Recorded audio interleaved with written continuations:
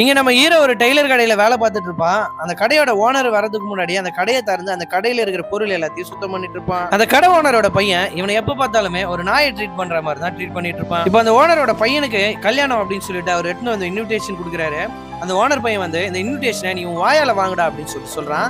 இவன் அதெல்லாம் பொருட்படுத்தாம அதை வாயாலேயே வாங்குறான். இப்போ இவன் அவன் ஃபேமிலியோட அந்த ஓனர் பையனோட கல்யாணத்துக்கு போறான். ஃபேமிலியோட ஸ்டேஜ்ல நின்று போட்டோ எடுக்கலான்னு போனா முதல்ல போய் பந்தில போய் பரிமாறுறா அப்படின்னு சொல்லிட்டு அனுப்பி விட்டுறான். இதை பாக்குற அவங்க வீட்டுல இருக்கிறவங்களுக்கு எல்லாருக்குமே ஒரு மாதிரி சங்கட்டமாயிடுது. ஓனரோட ஃபேமிலி உட்காந்து சாப்பிட்டுட்டு இருக்காங்க. நேற்றுக்கு நம்ம ஹீரோ வர டேய் நீ நாய் மாதிரி நடிச்சு காட்டுற அப்படின்னு சொல்றாங்க.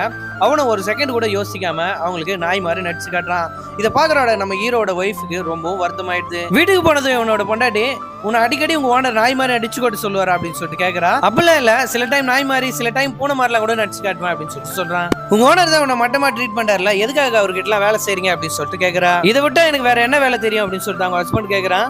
நம்ம கல்யாணத்துக்கு கோட் போட்டிருந்தீங்களே, அந்த கோட் நீங்க தானே தச்சிங்க, அது ரொம்ப சூப்பரா இருந்தது, அந்த வேலை பார்க்கலாம்ல அப்படின்னு சொல்லிட்டு கேக்குறா. இது மட்டும் எங்க அப்பா காதுல விழுந்ததுன்னா அவ்வளவுதான் அப்படின்னு சொல்லிட்டு அவன் அங்க இருந்து போயிடுறான். அடுத்த நாள் வேலைக்கு போறச்ச அவங்க பொண்டாட்டி சொன்னதே இவன் யோசிச்சுட்டு போயிட்டு இருக்கான். கடையில ஓனரோட பையன் தான் இருக்கான். அவன் இவன் வந்ததும் அவனை மட்டமா பேசணும்னு நம்ம ஹீரோ போட்டு ஓனரோட பையனை அடிக்க ஆரம்பிச்சிடறான். இதை பார்த்து அந்த ஓனருமே என் பையனை நீ அடிக்கிறியா, இதுக்கப்புறம் நீ வேலைக்கு தேவை அப்படின்னு சொல்லிட்டு வீட்டுக்கு அனுப்பிச்சு விட்டுறாரு.